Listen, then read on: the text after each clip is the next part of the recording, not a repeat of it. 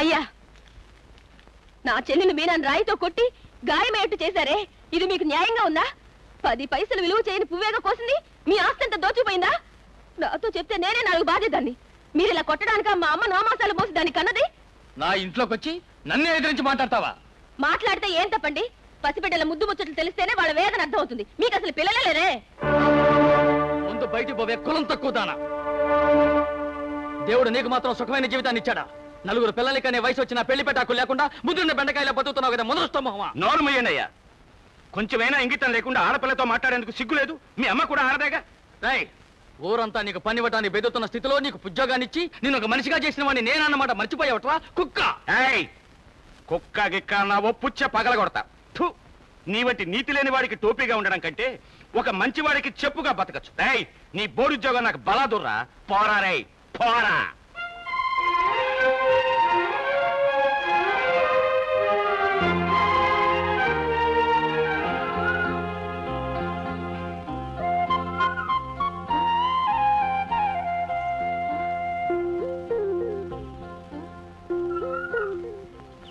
కాళీ,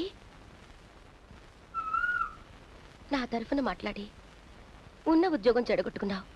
ఎందుకు ఈ పని చేశావు? నిన్నే అడుగుతున్నానయ్యా.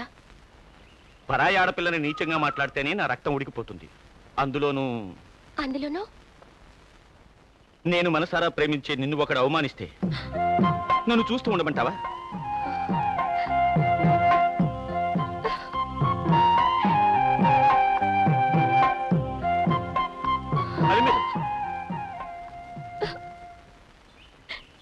నిన్ను పెళ్లి చేసుకోవడానికి నాకు అర్హత లేదనుకుంటున్నావా?